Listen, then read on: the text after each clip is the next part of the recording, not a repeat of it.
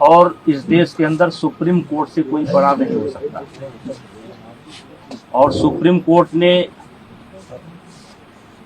के सामने कल एफआईआर करने की बात आई है और अभी यद्यप एफआईआर की कॉपी मेरे पास नहीं है, लेकिन एफआईआर हो ही गई होगी और उसमें मुझे कुछ गलत प्रतीत नहीं होता है। और जो जांच एजेंसी वर्तमान समय में दिल्ली पुलिस है, उस पर भी मुझे पूरा भरोसा है। मुझे किसी प्रकार से कोई शिकायत नहीं है और मैं पूरी तरह से निर्दोष हूं और इन आरोपों का सामना करने के लिए तैयार हूं। जांच एजेंसी जहां भी उचित समझेगी उसकी हर जांच में सहयोग करने के लिए मैं तैयार हूं। मुझे पहले भी भरोसा था, आज भी भरोसा है। सुप्रीम कोर्ट से ऊपर इस देश के अंदर कोई नहीं हो सकता है और सुप्रीम कोर्ट का आदेश सर्वमान्य है और मुझे या मेरे समर्थकों को ये आदेश सर्वमान्य है और मुझे जांच एजेंसी पर भी पूरा भरोसा है और मुझे और मेरे समर्थकों को न्याय मिलेगा, क्योंकि लगातार कई महीने से गाली पर गाली, गाली पर गाली, गाली पर गाली, आरोप पर आरोप, आरोप पर आरोप, इससे हमें भी कष्ट होता है, हमारे परिवार को भी कष्ट होता है, हमारे समर्थकों को भी कष्ट होता है। लेकिन हम चाहेंगे कि निष्पक्ष जांच जो सुप्रीम कोर्ट के आदेशानुसार दिल्ली पुलिस कर रही है वो करे और शीघ्र ही मेरा एक शब्द है कि शीघ्र ही जल्द से जल्द ये जांच पूरी करके जो भी कार्रवाई बनती हो उसे करना चाहिए। पॉस्को जैसे गंभीर आरोप की चर्चा हो रही है, क्या कहेंगे? देखिए, मुझे न्यायपालिका पर भरोसा है, जांच पर भरोसा है। देश के अंदर जो न्याय देने की प्रक्रिया है उस पर भरोसा है। अलग से मुझे कुछ नहीं कहना है। फेडरेशन के अध्यक्ष के तौर पर सांसद जी आपसे लोग बोल रहे हैं कि अगर आप इस्तीफा दे देंगे तो एक सही जांच हो जाएगी, इस पर आपका क्या कहना है? नहीं, फेडरेशन का कोई रोल नहीं है, फेडरेशन का कोई रोल नहीं है और इन लोगों की डिमांड लगातार बदलती है। अगर इनके पुराने बयानों को आप सुनेंगे तो ये जनवरी में इनकी मांग निकल करके आई थी कि अपने पद से इस्तीफा दें। मैंने उस समय कहा था कि पद से इस्तीफा देने का मतलब है कि मैंने इनके आरोपों को स्वीकार कर लिया। मेरा कार्यकाल लगभग पूरा हो चुका है। जब तक नई बॉडी नहीं बन जाती है और अभी सरकार ने आईओ की एक कमेटी गठित की है, 3 लोगों की कमेटी गठित की है, जिसमें एक कोई हाई कोर्ट का जज होगा या सुप्रीम कोर्ट का जज होगा। उनकी देखरेख में 45 दिनों के अंदर चुनाव संपन्न होना है। चुनाव संपन्न होते ही मेरा कार्यकाल स्वतः समाप्त हो जाएगा। इस्तीफा कोई इतनी बड़ी चीज नहीं है, लेकिन अपराधी बनकर नहीं, अपराधी बनकर के नहीं, मैं अपराधी नहीं हूँ। और इनकी डिमांड लगातार बदल रही है। अगर इनके बयान को आप सुनेंगे तो लगातार ये देखेंगे कि ये हर रोज एक नया मुद्दा लेकर के आ जाते हैं। इन्हीं के कहने पर जांच कमेटी बनी, इन्हीं के कहने पर एक व्यक्ति ऐसा है जिसको जांच कमेटी में शामिल नहीं होना चाहिए था, उसको भी सरकार ने शामिल किया। मुझे आपत्ति करनी चाहिए थी, मैंने कोई आपत्ति नहीं की। जांच कमेटी की रिपोर्ट लगातार इनके पास पहुंच रही थी। कौन कौन खिलाड़ी क्या क्या बोला, लगातार डे बाय डे इनके पास पहुंच रही थी। इनको जब आभास हो गया कि जांच कमेटी में कोई आरोप सिद्ध नहीं हो रहे हैं तो इन्होंने कमेटी के सार्वजनिक होने का इंतजार भी नहीं किया और ये सुप्रीम कोर्ट चले गए और एक कोई नया मामला लेकर के भी गए हैं और सुप्रीम कोर्ट में नया मामला लेकर के गए हैं और इन्होंने जिन बच्चों को पहले पेश किया है कोई नाबालिग मैं नहीं जानता, एक ऐसा हवा में निकल करके आ रहा है कि उसमें से कोई नाबालिग है, तो मेरा सवाल यह है कि उसको जांच कमेटी के सामने क्यों नहीं पेश किया गया। और मैंने एक ऑडियो दिया है जिसमें एक खिलाड़ी, मैंने एक ऑडियो दिया है जिसमें धरने पर बैठा हुआ एक खिलाड़ी किसी लड़की से कह रहा है कि किसी भी लड़की का इंतजाम कर दो, किसी भी तरीके से इंतजाम कर दो। मतलब ये 4-4 महीना मेरे खिलाफ लोगों को उकसाएंगे, भड़काएंगे, सबूत इकट्ठा करेंगे और फिर 3 महीने बाद एक ले जा करके फिर किसी न किसी को पेश कर देंगे। चलिए, मुझे उस पर भी कोई आपत्ति नहीं है, ये काम जांच एजेंसी का है, वो जांच एजेंसी अब काम करेगी। लेकिन हमने तो लगातार सरकार के फैसले का सम्मान किया और ये लगातार इसका उल्लंघन कर रहे हैं। रोज रोज ये नई डिमांड लेकर के आ जा रहे हैं। अब जांच एजेंसी की रिपोर्ट सार्वजनिक होने का इनको इंतजार करना चाहिए। फिर ये धरने पर बैठ गए। अब धरने पर बैठ गए, पहले इनकी मांग थी एफआईआर की जाए। चलिए भाई, इनकी मांग स्वीकार हो गई, अब एफआईआर हो गई। अब इनको चाहिए, अब कहते हैं कि जेल के अंदर होना चाहिए, सारे पदों से इस्तीफा देना चाहिए। तो ये जो मेरे पास, मैं लोकसभा का सदस्य हूँ, ये पद मुझे दिनेश फोगाट की कृपा से नहीं मिला है, हमारे क्षेत्र की जनता ने मुझे दे रखा है। और एक बार नहीं, 6 बार दे रखा है। 6 बार मुझको दिया, मेरी पत्नी को दिया, और उनको उनकी कृपा पर नहीं है। और कुश्ती संघ का अध्यक्ष पद भी उनकी कृपा पर नहीं है। मैं चुनाव लड़कर के जीता हूँ। और आपके माध्यम से आप सवाल पूछेंगे तो मैं कहना चाहता हूँ, एक ही परिवार और एक ही अखाड़ा क्यों? हरियाणा के अन्य खिलाड़ी क्यों नहीं? हिमाचल के, महाराष्ट्र के, मध्य प्रदेश के, केरला के, कर्नाटका के, तमिलनाडु के, बंगाल के, आसाम के, देश के अन्य प्रांतों के खिलाड़ी क्यों नहीं? 12 साल से लगातार इनके साथ यौन उत्पीड़न होता है, केवल इनके साथ।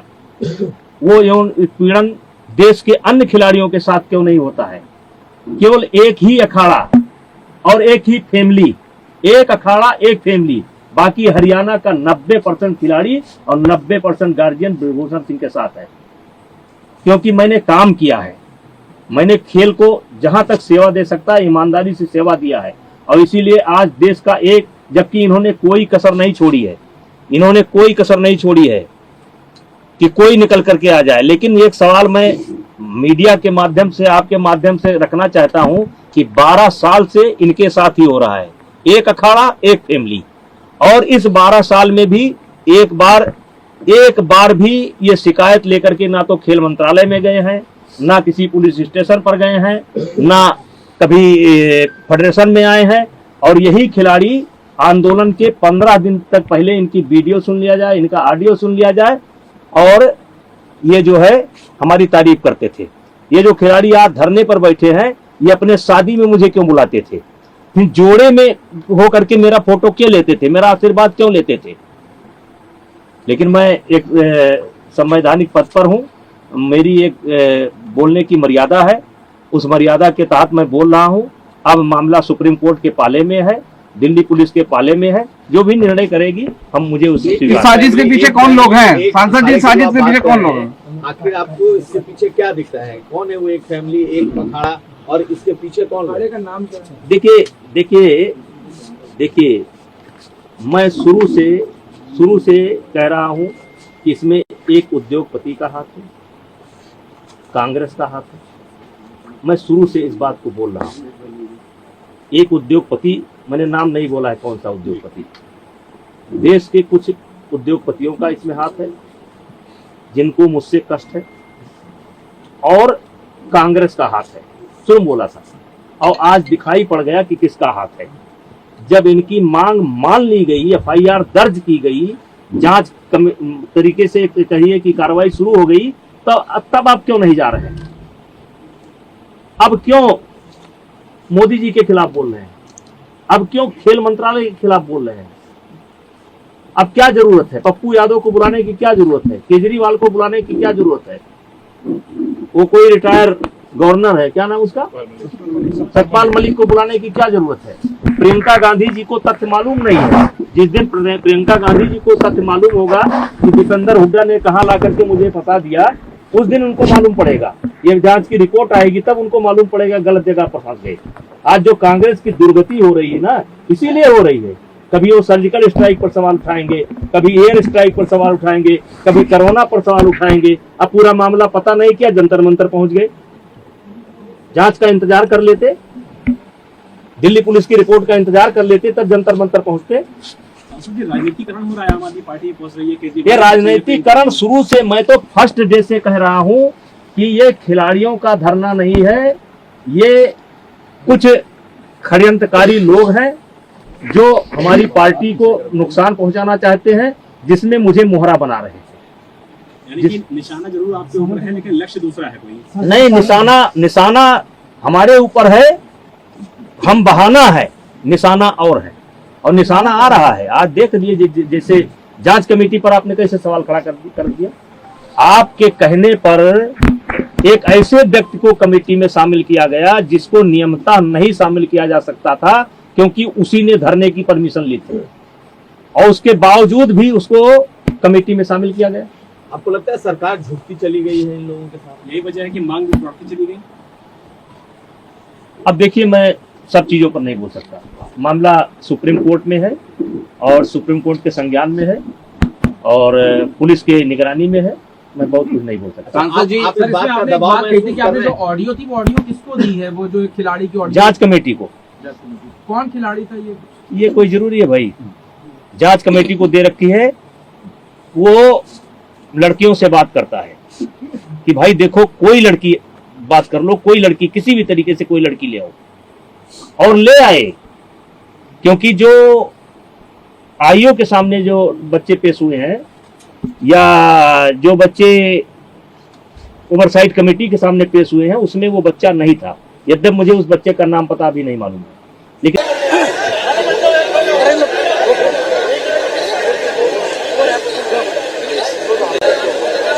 सबसे पहले तो आप सभी का यहाँ पर आने पर हार्दिक अभिनंदन करते हैं, मीडिया के कर्मियों का, और जितने भी हमारे संगठन खाप पंचायतों के लोग आए हैं, सभी का, जितने भी आप पहुँचे खिलाड़ियों के समर्थन के लिए, हम सबका धन्यवाद करते हैं। क्योंकि ये लड़ाई एक कुश्ती को बचाने के लिए नहीं लड़ी जा रही है, भारत की बेटियों की लड़ाई लड़ी जा रही है, भारत की बेटी को बचाने की लड़ाई लड़ी जा रही है।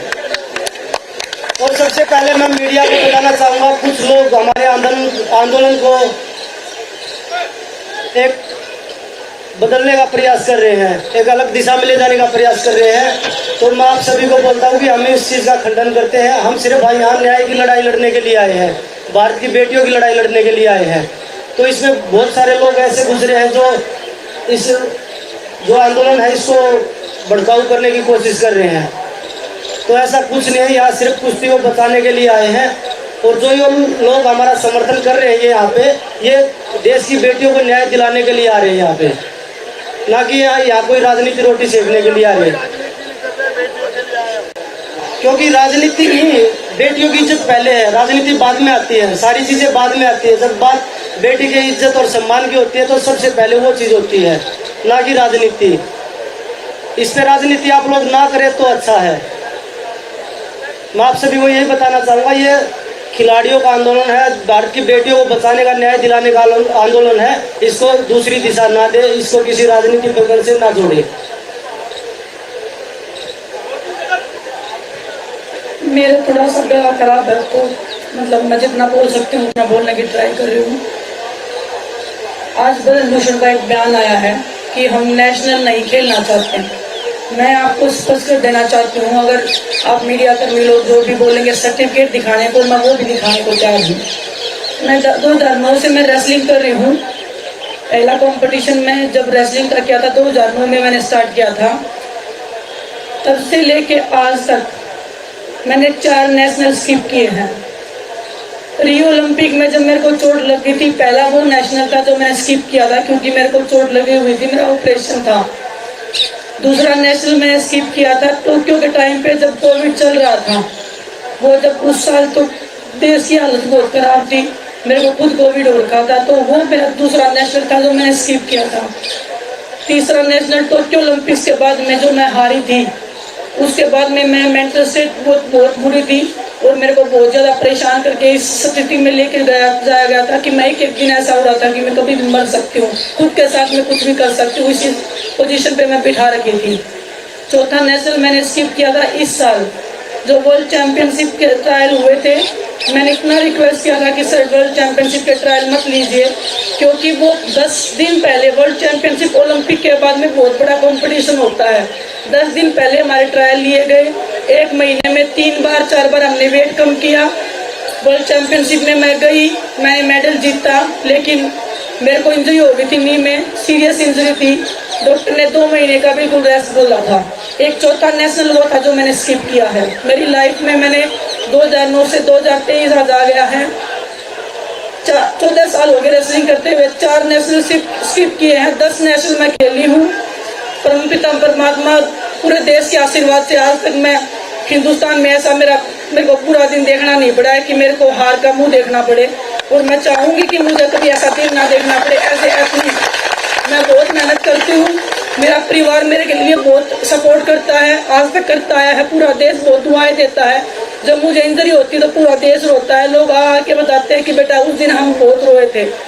तो बहुत मेहनत करती हूँ, बहुत मान सम्मान की ज़िंदगी हम जीते हैं। पहले भी नेशनल खेलते आए हैं, आगे भी नेशनल खेलेंगे। हमारे जितने भी खिलाड़ी हैं जो मेहनत करते हैं सब डिजर्व करते हैं, और सभी का हक है, मेरा भी हक है, सभी का हक है। मैं कोई चैंपियन एथलीट नहीं हूँ, ना मैं बोलूँगी कि मैं बहुत बड़ी खिलाड़ी हूँ। मेरे से बड़े बड़े खिलाड़ी हैं, इस हिंदुस्तान में भी हैं और पूरे देश में, पूरी दुनिया में हैं। उसेन बोल्ट है हमारे, बजरंग मेरे से बड़ा खिलाड़ी है, ये भी ट्रायल देके जाता है। तो मेरी तो औकात ही क्या है कि मैं बोलूँ कि मैं बिना नेशनल खेले, बिना ट्रायल दिए मैं जाऊँ। ऐसा कभी कोई ऐसी सिचुएशन नहीं हुई है कि मैंने हिंदुस्तान में पहले नहीं जीता, उसके बाद में मैं विदेश में गई हूँ। कोई भी एक टूर्नामेंट, अब ब्रजभूषण से बोलिए कि एक कागज वो सामने रखते हैं कि विनेश का उस टाइम पे ट्रायल नहीं हुआ था और बाकी सबका ट्रायल हुआ था, और विनेश तब ओलंपिक्स में गई थी। आप लोग जो बोलोगे वो मैं करने को तैयार हूँ।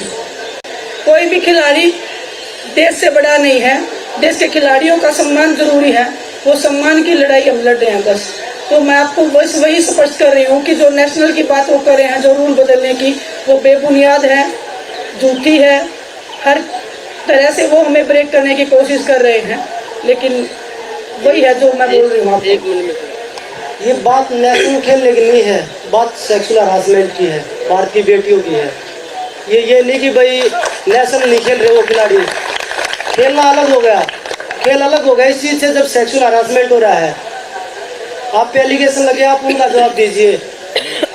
अब मैं आप मीडिया के माध्यम से एक सवाल पूछना चाहूँगा ब्रजभूषण जी से। उन्होंने बोला कि एक खिलाड़ी तो ऐसी है जो नाबालिग है और उसने बयान दिए हैं, उनको कैसे पता चला ये चीज़?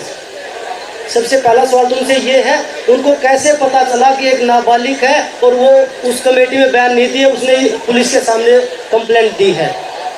सबसे पहले मैं आप लोगों के माध्यम से ये सवाल ब्रजभूषण से पूछना चाहता हूँ, ये इन्फॉर्मेशन लड़कियों की कहाँ से लीक हुई है? कि कमेटी में कौन था, कमेटी में कौन था और पुलिस में कंप्लेंट किसने दी है? ये सवाल मैं आप मीडिया के माध्यम से ब्रजभूषण से पूछना चाहता हूँ। ये लड़कियों की जो कॉन्फिडेंशियल चीज़ें थी, प्राइवेसी थी, वो कहाँ पे सुरक्षित है? बाकी तो आप सब क्वेश्चन सभी करोगे, तो मैं जो सभी से ये कहना चाहूँगी, जो भी यहाँ नहीं आ सकते वो अपने शहरों में सोशल मीडिया के थ्रू या फिर प्रदर्शन कर कैसे भी आप छोटा मोटा सहयोग हमारा दे सकते हैं। मैं सबसे हाथ जोड़ के बस यही अपील करती हूँ। और दूसरा, मैं सभी संगठनों का बार बार धन्यवाद करना चाहूँगी। किसान संगठन हुआ, महिला संगठन हुआ, सारी सरदारी हुई, स्टूडेंट्स हुए, कॉलेजेस में सारे कॉलेजेस में जितने स्टूडेंट्स यहाँ आ रहे हैं, अपने कॉलेजेस में प्रदर्शन कर रहे हैं, तो मैं सभी का बहुत बहुत धन्यवाद करना चाहूँगी।